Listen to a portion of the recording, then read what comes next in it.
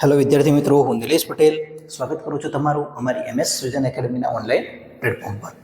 આજે આપણે ધોરણ 10 વિજ્ઞાનની અંદર 11 ચેપ્ટર વિદ્યુત જેના ઉદાહરણના દાખલા સમજવાના છે. તો એકવાર હું તમને આ ઉદાહરણની અંદર કેવા કેવા સૂત્રોનો ઉપયોગ થાય, જે બધા જે અહીંયા જે સૂત્ર લખાવું, અહીંયા જે સૂત્ર સમજાવું, એ બધા દાખલામાં આવશે. એટલે એને એકવાર સમજી લો. એક સૂત્ર આવે Q બરાબર IT. એક સૂત્ર આવે Q બરાબર IT. હવે Q એટલે વિદ્યુત ભાર થાય. Q એટલે શું થાય?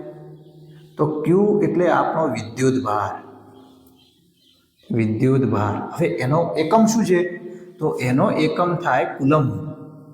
એનો એકમ C, અને C નું નામ છે કુલમ. કુલંબ અથવા કુલંબ, જે બોલો એ. ચલો, બીજું એક સૂત્ર આવે છે W બરાબર VQ. અહીંયા Q, અહીંયા Q આવ્યો. જુઓ, Q એટલે વિદ્યુત ભાર, જેનો એકમ C એટલે કુલમ. અહીંયા એક બીજું આવે છે I. I નો મતલબ થાય છે વિદ્યુત પ્રવાહ. વિદ્યુત પ્રવાહ. અને વિદ્યુત પ્રવાહનો એકમ આવે છે A, જેનું નામ છે એમ્પિયર. એમ્પિયર. C એટલે કુલમ, જે વિદ્યુત ભારનો SI એકમ. I એટલે વિદ્યુત પ્રવાહ, જે એમ્પિયર, એનો SI એકમ એમ્પિયર. ચલો, T એટલે સમય. આ તો દરેકને આવડતું હોય. T એટલે ટાઈમ, સમય. હવે W એટલે કાર્ય. W એટલે કાર્ય. તમે કેટલું કાર્ય, આપણે નહીં કહેતા કોઈ કાર્ય કરો, આપણે કેટલું કાર્ય કરીએ, તો W નો મતલબ કાર્ય. તો કે એક વાયર છે, વાયરના આ છેડેથી આ છેડા સુધી જો વિદ્યુત ભારને લઈ જવો હોય તો એને કેટલું કાર્ય કર્યું છે? તો એ કાર્યની વાત થાય. કાર્યનો એકમ થાય જૂલ. બીજો પણ એનો એકમ છે, જે તમે થિયરીમાં સમજ્યા છો. આના ઉપર વોલ્ટેજ કુલમ, એ પણ એકમ થાય. હવે V એટલે વિદ્યુત સ્થિતિમાન. V એટલે કે વિદ્યુત, આ V એટલે કે વિદ્યુતનો હું અહીંયા શોર્ટમાં V લખું છું, વિદ્યુત સ્થિતિમાન. વિદ્યુત સ્થિતિમાનનો તફાવત, જેનો એકમ થાય V એટલે કે વોલ્ટ. વોલ્ટ વચ્ચે લ આવે છે, યાદ રાખજો, વચ્ચે લ આવે છે. પછી Q નો એકમ તો આપણે ભણી ગયા. ચલો, બે સૂત્ર યાદ રાખવાના ખાસ. Q બરાબર IT, W બરાબર VQ. ત્રીસરું કયું સૂત્ર આવે? તો V બરાબર RI. હવે આને તમે શોર્ટમાં યાદ રાખી દો, V બરાબર રી. V બરાબર રી. તમારો કોઈ જ મિત્ર હોય તેના નામ પરથી વ ઉપર કોઈનું નામ તો આવતું જ હોય, તો V રી. સમજી શકો તમે શું, કઈ રીતના એને યાદ રાખવું એ? V બરાબર રી. ચલો, એના પછી એક બીજું સૂત્ર આવે R, અવરોધ. તો અવરોધ આપણે થિયરીમાં ભણ્યા કે એની લંબાઈને સમપ્રમાણમાં હોય, એને લંબાઈને સમપ્રમાણમાં હોય અને ક્ષેત્રફળને વ્યસ્ત પ્રમાણમાં હોય. પણ અહીંયા એક અવરોધકતાની નિશાની આવે. આ આવે અવરોધકતા. શું આવે? અવરોધકતા.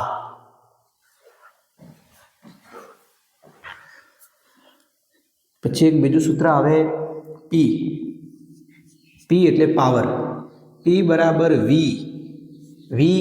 ખાલી V નહીં, P બરાબર VI. આ સૂત્ર પણ યાદ રાખી લેવાનું. લગભગ બધા સૂત્ર આવી ગયા છે. એક સમતુલ્ય અવરોધ અને એક સમાંતર વાળો, એ બાકી છે. ચલો, એક જો સમાંતર જોડાણ હોય, સમાંતર જોડાણ, તો કઈ રીતના થાય? સમાંતર જોડાણનો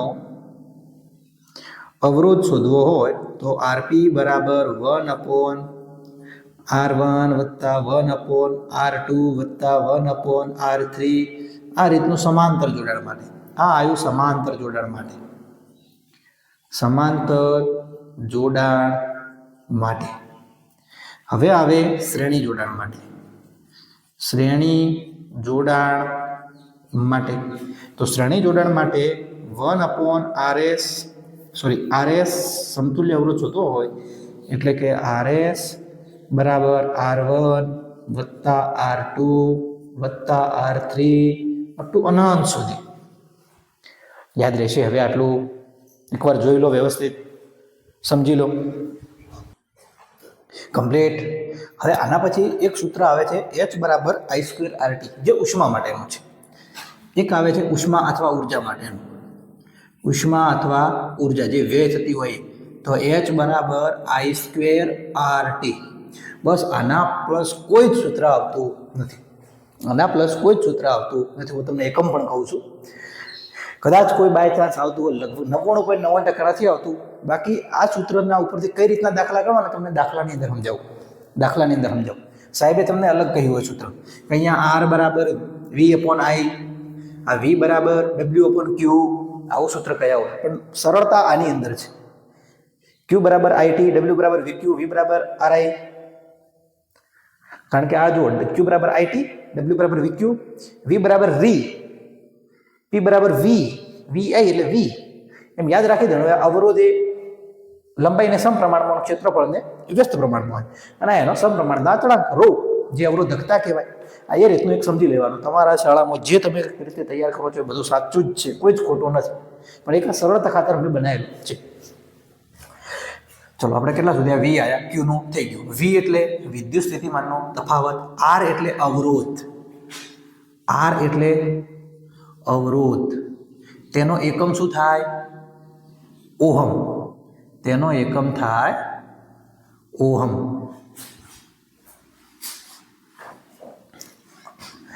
I એટલે વિદ્યુત પ્રવાહ, R એટલે અવરોધ આવી ગયો. લંબાઈ L એટલે લંબાઈ. L એટલે શું થાય? લંબાઈ. એ તમને દરેકને આવડતું હોય. L એટલે લંબાઈ. A એટલે ક્ષેત્રફળ. A એટલે આપણું ક્ષેત્રફળ. અને ક્ષેત્રફળ વાહકતાનું જે આડછેદનું ક્ષેત્રફળ હોય, તો ક્ષેત્રફળનો એકમ થાય મીટર વર્ગ. લંબાઈનો એકમ મીટર થાય. આ અવરોધકતા, આને કહેવાય ρ. આને શું કહેવાય? ρ. તો જેનું નામ છે અવરોધકતા. જેનો એકમ થાય છે અવરોધકતા. એટલે આ બાજુ આવે A. સમજાવું, જો એનો એકમ તમને બનાવતા શીખડાવું. આ અવરોધકતાને આપણે જો કરતા કરીએ તો એ આ બાજુ આવે, તો R/A/L. હવે R નો એકમ ઓહમ, A નો એકમ મીટર વર્ગ, લંબાઈનો એકમ મીટર જતું રહ્યું, તો ઓહમ મીટર આવ્યો કે ના આવ્યો? આ સૂત્ર પરથી જ એકમ આવી જાય. અને જો ડાયરેક્ટ યાદ રાખતા હો તો પણ રાખી શકો, ઓહમ મીટર એ અવરોધકતાનો એકમ છે. ચલો, P એટલે પાવર. તો પાવરનો એકમ શું થાય? P એટલે પાવર, જેનો એકમ થાય છે W એટલે કે વોટ. યાદ રાખજો, W એ પાવરનો એકમ છે, અને W સંજ્ઞા એ કાર્ય છે, જેનો એકમ જૂલ છે. V એટલે વિદ્યુત સ્થિતિમાનનો તફાવત, I એટલે વિદ્યુત પ્રવાહ, R એટલે અવરોધ, H એટલે ઉષ્મા. H એટલે ઉર્જાની વાત થાય છે, ઉષ્મા ઉર્જા, જેનો એકમ પણ જૂલ જ થાય છે. I એટલે વિદ્યુત પ્રવાહ, R એટલે અવરોધ, T એટલે સમય. બસ આટલા જ ફક્ત એકમ અને આટલા જ સૂત્ર ઉપરથી તમારા ચેપ્ટરના બધા જ દાખલા ગણી શકાય. ફક્ત આટલા સૂત્ર આવડતા હોવા જોઈએ. Q બરાબર IT, W બરાબર VQ, V બરાબર R, અવરોધ R એ લંબાઈ અને ક્ષેત્રફળને, તો લંબાઈને સમપ્રમાણમાં અને ક્ષેત્રફળને વ્યસ્ત પ્રમાણમાં, સમપ્રમાણતા અચળાંક ρ, તો અવરોધ R બરાબર ρL/A. પાવર P બરાબર PV. આ અવરોધ જે સમાંતર જોડાણનું છે, આ રહ્યું સમાંતર જોડાણમાં આવે. આ સૂત્ર જે સમાંતર જોડાણની અંદર આવે છે, 1/RP વાળું. આ શ્રેણી જોડાણની અંદર આવે છે. આ શ્રેણી જોડાણનું સૂત્ર છે. હવે કમ્પ્લીટ દરેકને સમજણ પડી હશે. ચલો કમ્પ્લીટ એટલા સુધી. તો હવે આપણે દાખલા ગણવાની શરૂઆત કરીએ. ચલો હવે આપણે સ્ટાર્ટ કરીએ આપણો દાખલો પહેલો. ઉદાહરણ નંબર 11.1. શું કહે છે દાખલાની અંદર?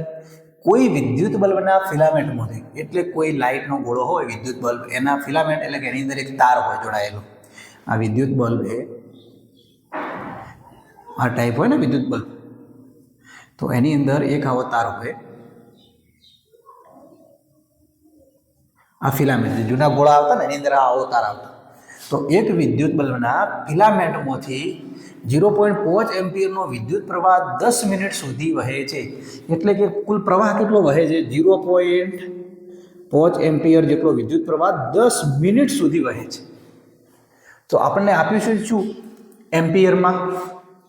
તો આ 0.5 એમ્પિયર એકમ એમ્પિયર છે. ભલે વિદ્યુત પ્રવાહ આપ્યું હોય કે ના આપ્યું હોય, 0.5 એમ્પિયર એ વિદ્યુત પ્રવાહનો એકમ છે. એટલે કે 0.5 એમ્પિયર વિદ્યુત પ્રવાહ કેટલા સમય માટે વહે?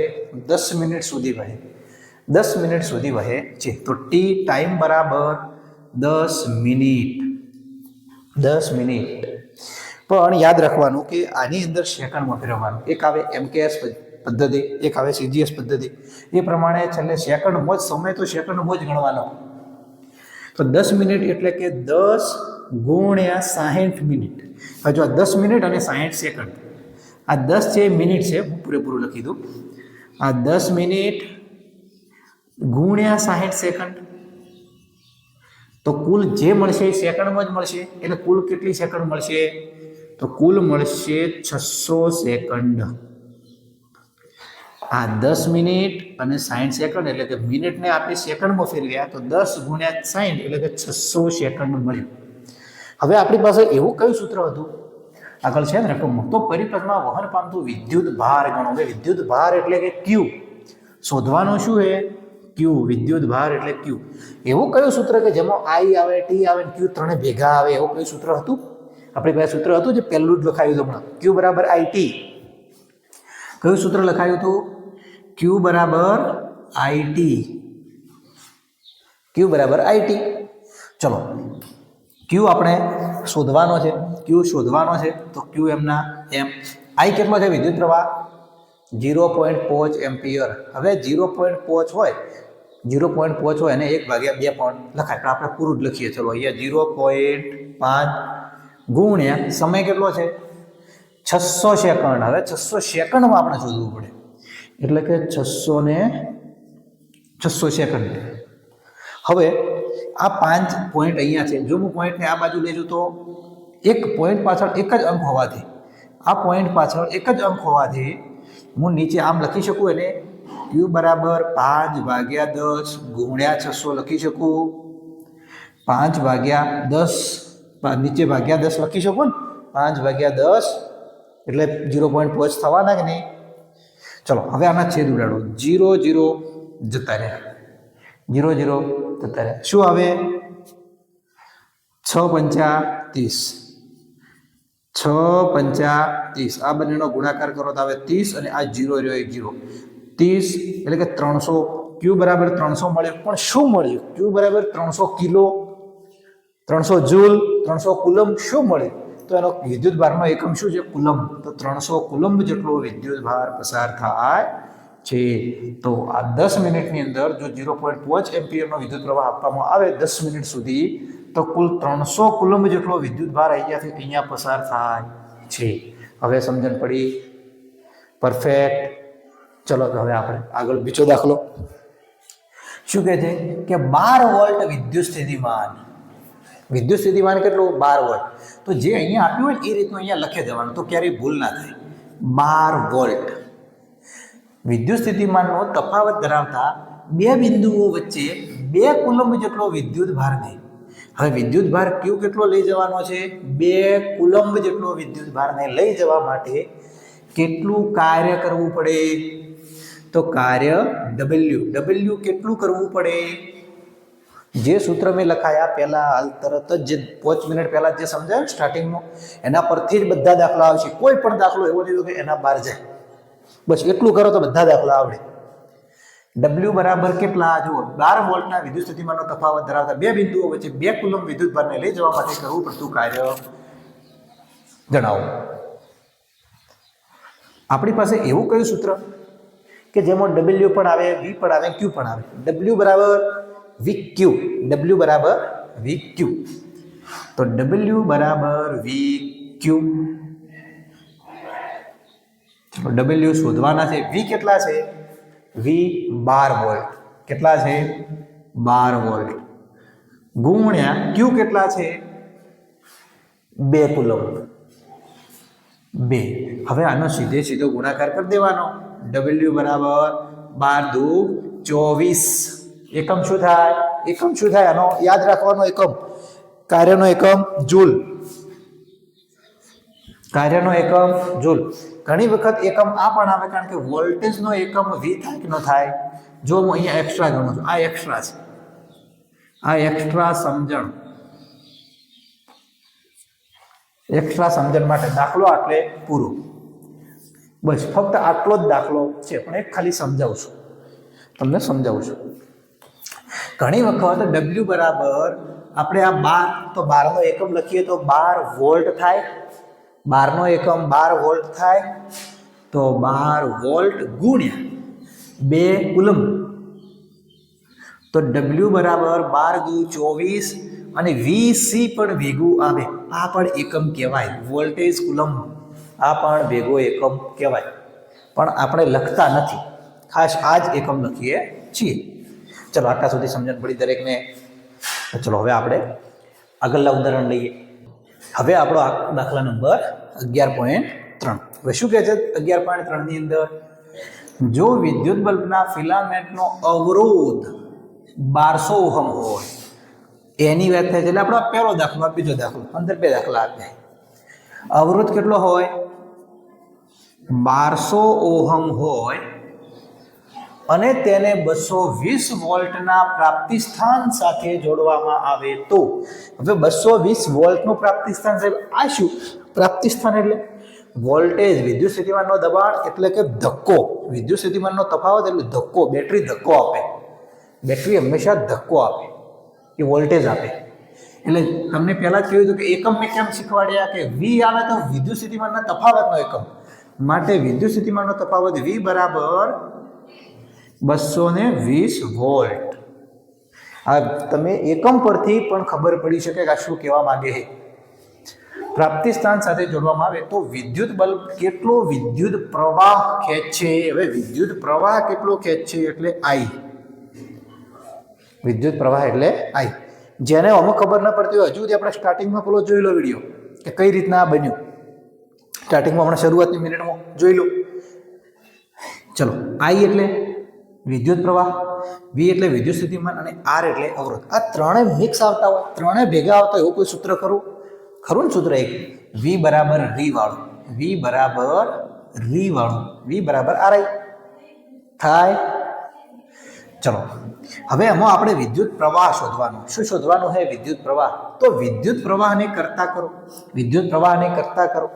તો વિદ્યુત પ્રવાહને કરતા કરો તો જો R ગુણાકારમાં છે, બરાબરની આ બાજુ આવે તો ભાગાકારમાં આવે, તો આને આ રીતના લખાય, I બરાબર V ભાગ્યા R. કારણ કે આ R અહીંયાથી કયો આવી જાય? અહીંયા ભાગાકારમાં આવી જાય, એટલે V ભાગ્યા R થઈ ગયું.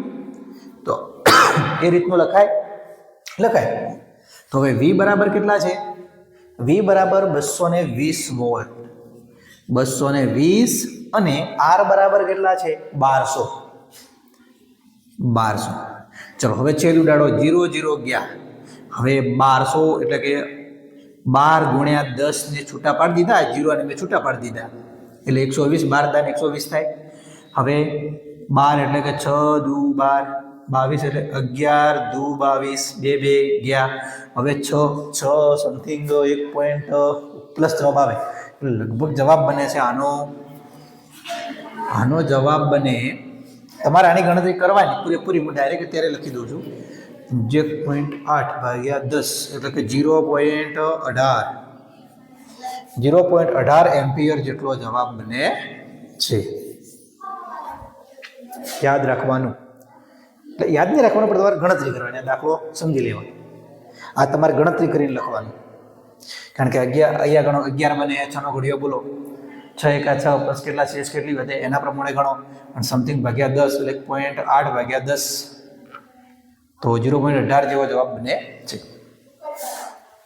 ચલો હવે આપણો બીજો બી શું કહે છે? જો વિદ્યુત હીટરની કોઇલનો અવરોધ 100 ઓહમ છે, એટલે કે એનો કોઇલનો અવરોધ કેટલો? 100 ઓહમ લ્યો, અને 220 ના પ્રાપ્તિ સ્થાન સાથે, એટલે કે 220 વોલ્ટના પ્રાપ્તિ સ્થાન સાથે. આ જ પ્રાપ્તિ સ્થાન, વાયર બદલવાનો નથી, બેટરી બદલવાની નથી, ડાયરેક્ટ ખાલી અવરોધ જ બદલવાનો છે. તો અવરોધ કેટલો છે? 100 ઓહમ અને બેટરી વોલ્ટેજ તો 220 વોલ્ટ જ રાખવાના છે. તો વિદ્યુત પ્રવાહ કેટલો ખેંચે? એટલે વિદ્યુત હીટરની કોઇલનો અવરોધ 100 ઓહમ છે, તેને 220 વોલ્ટના પ્રાપ્તિ સ્થાન સાથે જોડતા કેટલો વિદ્યુત પ્રવાહ ખેંચે? તો વિદ્યુત પ્રવાહ એટલે I. ચલો આ ત્રણને પણ મિક્સ આવતું I, V ને R આવતું હોય એવું કોઈ સૂત્ર કરો? હા, એક સૂત્ર કયું? V બરાબર રી વાળું, V બરાબર RI. શોધવાનો I તો I ને કરતા કરો, I ને કરતા કરો તો R નીચે ભાગાકારમાં આવે, તો I બરાબર V ભાગ્યા R. હવે V કેટલા લેવાના છે? 220 વોલ્ટ. અવરોધ કેટલો છે? 100 ઓહમ. 0 0 જતા રહ્યા, 22 ભાગ્યા 10 એટલે કે વિદ્યુત પ્રવાહ 2.2 એમ્પિયર જેટલો વિદ્યુત પ્રવાહ મળે છે. ચલો પરફેક્ટ, આટલા સુધી કમ્પ્લીટ. કોઈને પ્રશ્ન? આપણે આગળ શું કહે છે? ઉદાહરણ નંબર 11.4.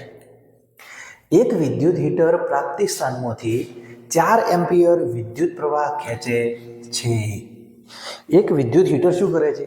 કોઈ પ્રાપ્તિ સ્થાન એટલે કે બેટરી, આ પ્રાપ્તિ સ્થાન એટલે બેટરી, બેટરીમાંથી 4 એમ્પિયર વિદ્યુત પ્રવાહ ખેંચે છે. ત્યારે એના બે છેડા વચ્ચેનો વિદ્યુત સ્થિતિમાનનો તફાવત 60 વોલ્ટ છે. હવે પ્રવાહ કેટલો ખેંચે છે? આપણે હીટર ચાલુ કરીએ પાણી ગરમ કરવા માટે, તો એ વિદ્યુત પ્રવાહ કેટલો ખેંચે છે? 4 એમ્પિયર જેટલો. તો એ વિદ્યુત પ્રવાહ ખેંચે 4 એમ્પિયર જેટલો. આ એકમ સાથે જ લખવાનું, એકમ યાદ જ રાખવાના. ત્યારે તેના બે છેડા વચ્ચેનું વિદ્યુત સ્થિતિમાનનો તફાવત એટલે કે વોલ્ટેજ ધક્કો, દબાણ કેટલું છે? તો વિદ્યુત સ્થિતિમાનનો તફાવત કેટલો છે? 60 વોલ્ટ છે. જો વિદ્યુત સ્થિતિમાનનો તફાવત 120 વોલ્ટ સુધી વધારવામાં આવે, આ શબ્દ પકડજો, 120 વોલ્ટ સુધી વધારવામાં આવે તો વિદ્યુત હીટર કેટલો પ્રવાહ ખેંચે? આને V1 નામ આપી દઈએ, આને I1 આપી દઈએ. જો 120 વોલ્ટ સુધી, યાદ રાખજો, વિદ્યુત સ્થિતિમાનનો તફાવત 120 વોલ્ટ સુધી વધારવામાં આવે. જો એમ કહ્યું હોત ને કે વિદ્યુત સ્થિતિમાનનો તફાવત 120 વોલ્ટ જેટલો વધારવામાં આવે, સુધી શબ્દ ના આપ્યો હોત ને, એટલો વધારવામાં આવે તો 60 વત્તા 120 એટલે કુલ કેટલો થયો? 180. કુલ 180 થયો. કે જો 60 તો હતો જ, એની અંદર જો 120 વધારવામાં આવે તો, પણ અહીંયા એવું કીધું કે 120 સુધી જ, એટલે કે 60 છે, 60 થી આપણે 120 સુધી જ લઈ જવાનો છે, એટલે ટોટલ 120 જ મળવાનું. કેટલું મળવાનું? 120 જ થવાનું. તો વિદ્યુત સ્થિતિમાનનો તફાવત 120 વોલ્ટ સુધી કરવાનો છે. આ 6 નથી, 60 છે, 60 વોલ્ટ.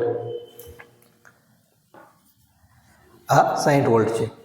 ચલો આટલા સુધી સમજણ પડી? આ રકમ શું કહેવા માંગે? કે એક વિદ્યુત હીટર પ્રાપ્તિ સ્થાનમાંથી 4 એમ્પિયર વિદ્યુત પ્રવાહ ખેંચે ત્યારે તેના બે છેડા વચ્ચેનો વોલ્ટેજ તફાવત 60 વોલ્ટ છે. જો વિદ્યુત સ્થિતિમાનનો તફાવત 120 વોલ્ટ સુધી વધારવામાં આવે તો હીટર કેટલો વિદ્યુત પ્રવાહ ખેંચે? કેટલો વિદ્યુત પ્રવાહ ખેંચે? એટલે આપણે I2 શોધવાનું છે. ચલો શોધવાનું છે, એને જ પહેલા લખી દઈએ I2. તો આપણી પાસે સૂત્ર હતું એક V બરાબર રી વાળું, V બરાબર રી વાળું, પણ આપણે I2 શોધવાનું છે તો એના માટે બધા I2 વાળા જ આવશે. R2 I2 એક જ આવશે. ચલો I2 ને કરતા કરો, I2 ને કરતા કરો તો શું મળશે? V2 ભાગ્યા R2. V2 કેટલા છે? એટલે કે વોલ્ટેજનો ડિફરન્ટ કેટલો છે? 120 વોલ્ટ. કેટલો છે? 120 વોલ્ટ. 120 વોલ્ટ કે એમ્પિયર જે લખો ચાલી જશે. અહીંયા તો ડાયરેક્ટ પાછળ આપણે એમ્પિયર લખી દઈશું, આપણે ડાયરેક્ટ એકમ યાદ છે એટલે માટે. હવે R2 કેટલો છે? R2 તો શોધવાનો હોય ને. સમજો એક જ આપણી એક લાઈન આવે છે, આ એક લાઈન છે, આ એક વિદ્યુત પ્રવાહની લાઈન છે, આપણે જે ઘરે પાવર આવે એ જ. હવે અહીંયા એક હીટર મૂકેલો હોય, અહીંયા એક હીટર મૂકેલો છે પાણીની ડોલની અંદર. હવે જ્યારે ઓનો વોલ્ટેજ પહેલાં 60 હતો, હવે 60થી વધારી અને ઓને 120નો વોલ્ટ આપવામાં આવે તો શું આપણે વાયર બદલ્યો? ના, વાયર બદલતા નથી. વાયર તો એ જ રાખીએ, લાઈન તો એ જ રાખીએ, આપણે લાઈન બદલતા નથી. તો જો પહેલાં ઓનો અવરોધ આર હશે તો હાલે પણ આર જ અવરોધ હશે ને, અવરોધ તો આર જ હશે. જ્યાં સુધી આપણે કોઈ વાયર બદલતા નથી, કોઈ લાઈન બદલતા નથી, તો અવરોધ બદલાય ના બદલાય. તો R1 કહો કે R2 કહો, બધું આર જ બનવાનું, અવરોધ તો આર જ બનવાનો. સમજણ પડે છે? ચલો અહીંયા R1 બરાબર R2 બરાબર આર જ થવાનું, કારણ કે આપણે લાઈન તો બદલતા જ નથી, વાયર તો બદલતા જ નથી. ચલો તો આર કેટલો થાય? આપણે આર શોધવો પડે. જો આર શોધવો હોય તો શું કરવું પડે? આર શોધવો હોય તો યાદ રાખજો, ઘણા ખરા પેપરમાં ઉલટી સિસ્ટમથી લખીએ, જેમાં માર્ક્સ આવતા નથી. આ રીતના જ જોવાનું. જો કે અહીંયા શોધવાનું આવ્યું ને તો અહીંયા સાઈડમાં કરી દેવાનું. શું શોધવાનું છે? R2. આપણી પાસે V બરાબર IR હતું સૂત્ર. 3 મૂલ્ય હોય એવા. I1 નું મૂલ્ય છે, V1 નું મૂલ્ય છે, તો આપણે I1 નું મૂલ્ય, V1 નું મૂલ્ય, તો આપણે R1 નું મૂલ્ય શોધી શકીએ. અને R1 બરાબર R2 બરાબર R જ થાય. 1 1 1. ચલો R1 ને કરતા કરો તો V1 ભાગ્યા I1 થશે. હવે V1 કેટલા થાય? V1 થાય 60. પછી I1 કેટલા છે? I1 છે 4. છેદ ઉડાડો, 15 ચોક 60 થશે. 15 ચોક 60, 4 4 જતા રહ્યા. શું જવાબ આવ્યો? 15 ઓહમ જવાબ આવ્યો. કેટલો આવ્યો? 15 ઓહમ. આ આરનો આવ્યો, તો આપણને આર બરાબર કેટલા મળ્યા? 15 ઓહમ મળ્યા. તો આપણે R2 કો, R1 કો કે R કો એક જ છે, તો અહીંયા આપણે 15 ઓહમ લખી શકીએ 15 ઓહમ. ચલો હવે 15 નો ઘડીઓ બોલો, 120 આવે ત્યાર સુધી. 15 × 8 = 120. 15 × 8 = 120 થાય કે ન થાય? 15 × 8 = 120. 15 જતા રહ્યા. શું વધ્યું? 8. તો I2 બરાબર 8 એમ્પિયર. આ આપણો જવાબ કહેવાય. જે દાખલો ગણતા હોય, જે શોધવાનું કીધું હોય એ પ્રમાણે જ સૂત્ર મૂકીને ચાલવાનું. જે બાજુમાં આપણને લાગે કે આ વસ્તુઓનું મૂલ્ય નથી આપેલું તો બાજુમાં એક તરત ગણી લેવાનું. આખું પત્તું હોય તો પત્તામાં પછી ફરીથી આગળ ચાલે જ જવાનું. ફરીથી આપણને કહો કે એવું લાગે કે અહીંયા ગણવા જેવું આવે છે તો અહીંયા સાઈડમાં ગણી લેવાનું અને પછી આગળ ચાલે જવાનું. તો સારા માર્ક્સ મળશે, એક પણ માર્ક્સ કપાશે નહીં. અને ડાયરેક્ટ ખબર ન પડે કે આપણે આ શોધવું પડે, આપણે ડાયરેક્ટ વિચારી શકતા નથી, એ પછી ગોખેલું કહેવાય. સરળ ગણતરી કરે જવાનું અને સાઈડમાં ગણતરી કરે જવાનું. ચલો નેક્સ્ટ દાખલો. હવે આપણો દાખલા નંબર 11.5. શું કહે છે આની અંદર? ધાતુના 1 મીટર લંબાઈ ધરાવતા એટલે કે આપણને આપી છે એક લંબાઈ આપી છે 1 મીટર. તારનો 20°C તાપમાને આપ્યું છે બીજું તાપમાન. 20°C તાપમાને આપણી પાસે કોઈ જ તાપમાનનું સૂત્ર નથી. છે આપણી પાસે તાપમાનનું સૂત્ર? તો તાપમાન ના લખો તો પણ ચાલે, પણ આ તો ફક્ત એક આપ્યું છે લખ્યું છે. અવરોધ 26 ઓહમ છે. અવરોધ કેટલો છે? 26 ઓહમ આપેલો છે. જો તારનો વ્યાસ 0.3 mm હોય, એટલે કે મિલીમીટર હોય, એનો વ્યાસ કેટલો થાય? તો વ્યાસ એટલે કે D, વ્યાસ D બરાબર 0.3 મિલીમીટર હોય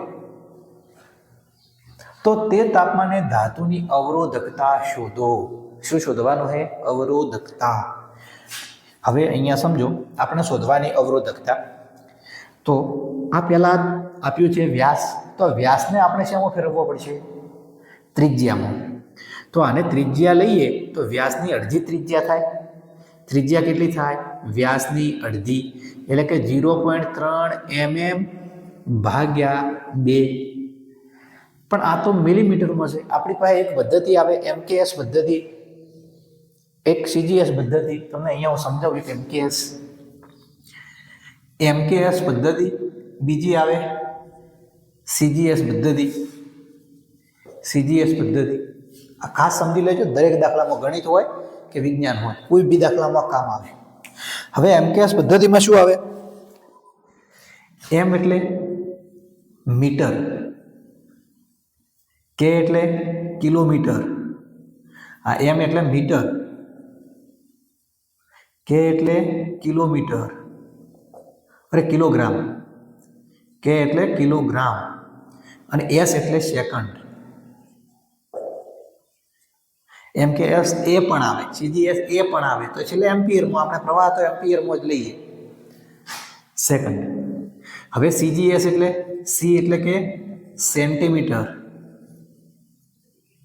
G એટલે કે ગ્રામ, S એટલે કે સેકન્ડ. સમજો, શબ્દ યાદ રાખી દેવાના. એક આવે CGS પદ્ધતિ અને બીજી આવે MKS પદ્ધતિ. MKS એટલે કે દરેક દાખલામાં કાં તો બધા MKS પદ્ધતિમાં એકમો હોવા જોઈએ અથવા CGS પદ્ધતિમાં હોવા જોઈએ. હવે MKS એટલે અંતર આપ્યું હોય તો મીટરમાં હોવું જોઈએ, વજન આપ્યું હોય તો કિલોગ્રામમાં હોવું જોઈએ, સમય આપ્યો હોય તો સેકન્ડમાં હોવો જોઈએ. એટલે કે MKS મીટર, કિલોગ્રામ, સેકન્ડ, આ એ જ રીતમાં હોવું જોઈએ, મીટર, કિલોગ્રામ, સેકન્ડ, તો જ દાખલાનો જવાબ સાચો ગણાય. અને અહીંયા જો તમે મીટરને સેન્ટીમીટરમાં ફેરવો તો બધું ગ્રામમાં અને સેકન્ડમાં ફેરવવું પડે. એટલે કે CGS એટલે કે સેન્ટીમીટર, ગ્રામ, સેકન્ડ, સેન્ટીમીટર, ગ્રામ, સેકન્ડ, મીટર, કિલોગ્રામ, સેકન્ડ. આ વસ્તુ યાદ રાખી દેવાની, ના આવડે તો ગોખી મારવાની, સમજણ ન પડે તો. પણ આ કન્ફર્મ યાદ રાખવી જ પડે. આ મોસ્ટ IMP કહેવાય દરેક દાખલા માટે, દરેક ધોરણ માટે. ખાસ ગોખી જ મારવાનું, પછી જ દાખલો શરૂ કરવો. MKS ને CGS લખી દો એક વિનો. દરેક દાખલામાં આ સિસ્ટમ આવે જ, અને એના વગર ક્યારેય કોઈ દાખલો ગણિત હોય કે વિજ્ઞાન હોય ના ચાલે. તમારે સામાન્ય ભૂલો આનાથી જ થતી હોય. ચલો, અહીંયા શું આપ્યું છે? R. હવે અહીંયા આપ્યું છે મીટર, અહીંયા તો ઓહમ, તો ચલો અવરોધનો એકમ ઓહમ જ છે, પણ અહીંયા મિલીમીટર આપ્યું છે. તો મિલીમીટરને શેમાં ફેરવવા પડે? મીટરમાં ફેરવવા પડે, કિલોમીટરમાં નહીં ફેરવવાના, મીટરમાં જ ફેરવવાના. તો આ મીટર હોય 0.3 mm, એને મીટરમાં ફેરવવું હોય તો આપણે કઈ રીતના લખાય? 1 મીટર બરાબર 100 સેન્ટીમીટર, 1 સેન્ટીમીટર બરાબર 10 મિલીમીટર, અને 1 મીટર બરાબર, આ મિલીમીટર જો કરવું હોય ને, અહીંયા મિલીમીટર કરવું હોય તો આ 10 ને 10, આ 100 + 10 એટલે કુલ કેટલા થઈ ગયા? 100 × 10. કારણ કે આ 100 પણ આવે ને આ 10 પણ આવે, એટલે કે 1000 આવે. 1000 ભેગા થાય ત્યારે 1 મીટર બને, 1000 મિલીમીટર 1 મીટર બને. 1 મીટર બરાબર 1000 મિલીમીટર. તો 1 મિલીમીટર બરાબર કેટલા મીટર થાય?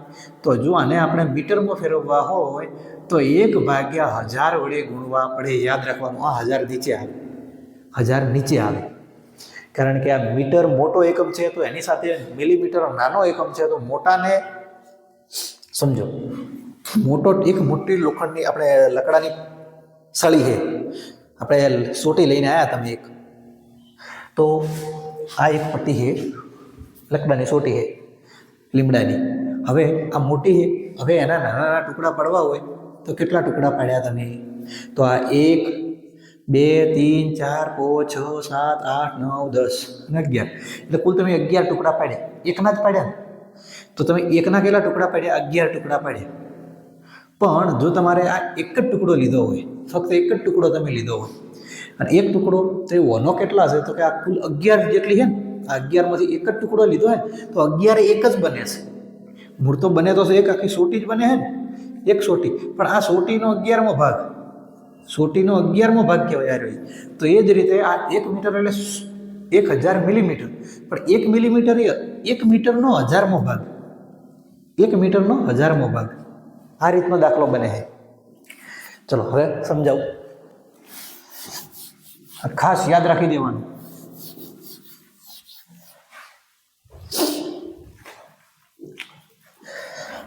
આ શું આપ્યું છે? મિલીમીટરમાં. જો આને મીટરમાં કન્વર્ટ કરવું હોય તો કઈ રીતના મીટરમાં કન્વર્ટ થાય? તો ત્રિજ્યા r બરાબર 0.3 ભાગ્યા 2, એને કેટલા વડે ગુણવાના? ગુણ્યા 1/1000 વડે ગુણવા પડે ત્યારે મીટરમાં કન્વર્ટ થાય. સમજણ પડી? તો આને આ રીતનું લખાય કે ત્રિજ્યા આર બરાબર 0.3 ભાગ્યા 2 ગુણ્યા 1000. હવે આપણે 0.3 હોય, આ જો 0.3 હોય, અહીંયા હું લખું છું કે જો આ 0.3 હોય એને આ પોઈન્ટ હટાવવો હોય તો આપણે આ રીતના લખી શકીએ 3/10. આ રીતના આપણે લખી શકીએ કે ન લખી શકીએ? લખી શકાય ને? 0.3 ને લખી શકાય કે ના લખી શકાય? આ રીતના લખી શકાય. તો આપણે અહીંયા લખીએ 3/10 ગુણ્યા 1000 ગુણ્યા 2. તો આને હું સીધે સીધું એમ લખવું હોય તો એ લખી શકાય કે ત્રિજ્યા આર બરાબર 3 ભાગ્યા આ 10 ને 1 મીંડું 2 મીંડા 3 મીંડા 4 મીંડા 1000 ગુણ્યા 10 કરશો એટલે 10,000 આવશે. અને 10,000 એટલે કે 10⁴ ઘાત. જેટલા મીંડા હોય એટલી ઘાતમાં પણ લખી શકાય ગુણ્યા 2. હવે હું આ ઘાતને ઉપર જવા દઉં તો શું થશે? 3 ગુણ્યા 10⁻⁴ ઘાત ભાગ્યા 2. આ આપણી ત્રિજ્યા આવી. કેટલી આવી? ત્રિજ્યા. તો ત્રિજ્યા આર બરાબર 3 ગુણ્યા 10⁻⁴ ઘાત ભાગ્યા 2. આ ત્રિજ્યા આપણી આવી. હવે શોધવાનું હતું શું? અવરોધકતા. તો અવરોધકતાનો સિમ્બોલ કયો છે? અવરોધકતા રો. રો બરાબર કેટલી? ચલો હવે આપણે ગણવાનું સ્ટાર્ટ કરીએ. હવે એવો અવરોધકતા આવતી હોય, આ રો વાળી નિશાની આવતી હોય એવું કોઈ સૂત્ર ખરો? તો છે ને આપણી પાસે. આર અવરોધ એ લંબાઈ અને ક્ષેત્રફળને સમપ્રમાણમાં છે. આ વ્યાખ્યા આવકે છે. અને અવરોધકતા એ સમપ્રમાણતાનો અચળાંક છે. ચલો શોધવાની છે અવરોધકતા. શોધવાની છે અવરોધકતા. તો અવરોધકતા રો એને કરતા કરો તો આ એ અહીંયાથી ભાગાકારમાં હોય તો ઉપર આવે ગુણાકારમાં. આ બાજુ અવરોધકતા હતી એને આપણે આ બાજુ લાવી. આ અવરોધ હતો એને આરની આ બાજુ લઈએ. અરે ક્ષેત્રફળ એને આપણે આરની સાથે ગુણાકારમાં લઈએ. એલ આવે કયો આવે? એ સીધો ભાગાકારમાં આવે. એલ આવે એ ભાગાકારમાં આવે. કમ્પ્લીટ આટલા સુધી. ચલો હવે કિંમતો મૂકીએ. અવરોધકતા રો બરાબર આર. અવરોધ કેટલો આપ્યો છે આપણને આની અંદર? 26 ઓહમ. 26 ઓહમ ગુણ્યા ક્ષેત્રફળ કેટલું આપ્યું છે? અહીંયા ક્ષેત્રફળ આપેલું નથી. ક્ષેત્રફળ આપેલું નથી તો આપણે ક્ષેત્રફળ શોધવું પડશે. ક્યોંક તો રકમમાં હશે જ. ધાતુના 1 મીટર લંબાઈ ધરાવતા તારને 20° સેલ્સિયસ તાપમાને અવરોધ 26 ઓહમ છે. જો તારનો વ્યાસ 0.3 mm હોય તો તે તાપમાને ધાતુની અવરોધકતા શોધો. હવે ધાતુનો તાર, મને એ કહેશો આપણો વાયર હોય, વાયર ગોળ જ હોય ને, વાયર ગોળ જ હોય ને, ગોળ એટલે નળાકાર જ હોય ને. આ રીતનો વાયર આપણો હોય, આ રીતનો આપણો તાર હોય. એની કંઈક તો ત્રિજ્યા હોય, એની કંઈક તો ત્રિજ્યા હોય કે ના હોય? આ એની ત્રિજ્યા છે. હા એની શું છે? આટલી આ અડધો ભાગે એની શું ત્રિજ્યા છે. આખો વ્યાસ હોય તો એના એક આડછેદમાં હોય. એના એકમ સમૂહ આટલેથી અંદર પસાર થતો વિદ્યુત ભારને કેટલો સમય લાગે? પસાર થાય તો એક જ. તો એનું ક્ષેત્રફળ કેટલું? તો આખું ક્ષેત્રફળ કેટલું? આટલું વર્તુળનું. આ વર્તુળ જ બને જુઓ, એ આ વર્તુળ જ બન્યું કે. તો આ વર્તુળનું ક્ષેત્રફળ શોધવાનું છે આપણે. તો વર્તુળનું ક્ષેત્રફળ શોધવું હોય તો આપણે અહીંયા સાઈડમાં આ રીતનું લખી દેવાનું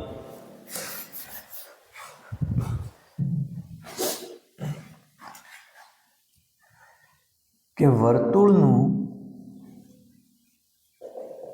ક્ષેત્રફળ, કારણ કે ધાતુનો તાર વર્તુળાકાર છે અથવા નળાકાર હોવાથી આ કરીને લખી દેવાનું વર્તુળનું ક્ષેત્રફળ બરાબર πr². આ આપણી પાસે સૂત્ર હોય, ગણિતમાં આવે, એ 6ઠ્ઠા ધોરણથી આવે છે. πr². જો πr² હોય તો ચલો આની અંદર કિંમતો મૂકીએ ને. હવે આની અંદર તમે કિંમતો મૂકશો. પાઈ એટલે 22/7. આર કેટલો છે? આર કયો છે? આર બરાબર 3 ગુણ્યા 10⁻⁴ ઘાત ભાગ્યા 2. પણ આરનો વર્ગ આપ્યો છે. શું આપ્યો છે? આરનો વર્ગ. ક્ષેત્રફળને એ એરિયા એટલે એ કહેવાય. હવે એ બરાબર 22/7 ગુણ્યા 3નો વર્ગ થાય 9 ગુણ્યા 10⁻⁴ ઘાતનો વર્ગ કરો તો આ જે ઘાત આની સાથે ગુણાકારમાં આવે તો 10⁻8 ભાગ્યા 2 નો વર્ગ થાય 4. ચલો આને ઉઠાઈને સીધે સીધું આ બાજુ લાવી દઈએ. શું છે 26 છે. એ કેટલું મળ્યું આપણને એ તો 22 ભાગ્યા 7 ગુણ્યા 9 ગુણ્યા 10⁻8 નીચે ભાગ્યા 4. હવે આપણો એલ કેટલો હતો 1 જ તો ગુણ્યા 1. ચલો હવે છેદ ઉડાડો. 13 દુ 26 2 દુ 4 11 દુ 22 2 2 ગયા 2 2 ગયા 7 ને કોઈ છેદ ઉડતો નથી. ચલો ગુણાકાર કરો 13 ગુણ્યા 11 હવે 13 દાન 130 થાય અને ફરીથી અંદર 13 એડ કરો 130 ને 13 40 ને 43 તો અવરોધકતા આર બરાબર અવરોધકતા રો બરાબર 143 મળ્યા ગુણ્યા 9 ગુણ્યા 10⁻8 ભાગ્યા 7. હવે 143 ગુણ્યા 9 કરો 143 ગુણ્યા 9 કરશો તમારો જવાબ કેટલો બને મૂજો 9 દુ 18 9 તરી 27 નો 7 રો વધી આવી 2 9 દુ 18 9 તરી 27 9 ચોક 36 36 ને 2 38 નો 8 રો વધી આવી 3 9 એકા 9 10 11 ને 12 1287 ભાગ ગુણ્યા 10⁻8 ભાગ્યા 7. તમે ડાયરેક્ટ કરી શકો પણ આ તો એક સરળતા પડે તમને ગણતરીમાં ખબર પડે એટલા માટે હું લંબાવું છું. હવે 1287 એને તમે ભાગાકાર કરો. ચલો રો બરાબર 7 એકા 7 8 9 10 11 12 5 વધે ઉપરથી ઉતાર્યા 8 77 49 7 8 56 56 થી 2 વધે ઉપરથી ઉતાર્યા 7 7 તરી 21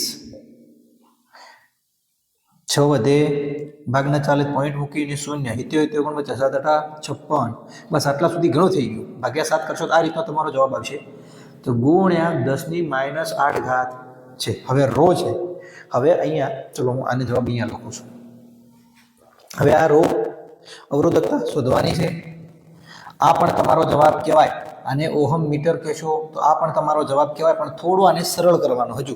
હવે આ પોઈન્ટને આપણે આ બાજુ લઈએ આ ડાબી બાજુ લેતા જઈએ આ બાજુ હેઠ આટલા સુધી લઈ શકીએ તો આ પોઈન્ટ અહીંયા પોઈન્ટ છે. પોઈન્ટ અહીંયાથી 1 2 3 વકડા આગળ આવે તો અહીંયા 3 વકડા પ્લસ થાય એટલે કે નીચે આપણે શું કરતા હોય 0 હટાવીએ આપણે નહીં કરતા આ રીતના કરતા હોઈએ. જો 0.03 હોય તો હવે શું કરીએ આપણે આને 3/100 લખી શકીએ કે ના લખી શકીએ. હવે આ 3 આટલે પોઈન્ટ છે. પોઈન્ટને આપણે આગળ લઈ જઈએ તો એક 0 જતો રહેશે. ફરીથી પોઈન્ટને આગળ લઈ જઈએ તો ફરીથી બીજો 0 જતો રહેશે એટલે 0.03 બન્યું ના બન્યું એ રીતના.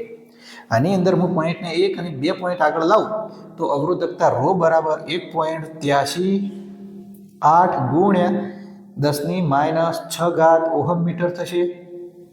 હવે આપણે અહીંયા શોર્ટ કરીએ તો 8 ની આગળ 8 મોટા હોવાથી કોસથી આપણે 4 લખી દઈએ. ચોપડીમાં એ રીતનો આપ્યો છે 1.84 ગુણ્યા 10⁻6 ઓહમ મીટર. હા આપણો જવાબ આ પણ જવાબ. હવે આને એક બીજી રીતનો આ પણ લખીએ ને તો પણ ચાલે કે 0.184 ગુણ્યા 10⁻5 ઓહમ મીટર તો આ પણ જવાબ. તમે કોઈ બી જવાબ લખી શકો. આટલા જવાબ બને છે. ચલો અહીંયા આપણો દાખલો થાય છે પૂરો. ચલો હવે નેક્સ્ટ દાખલો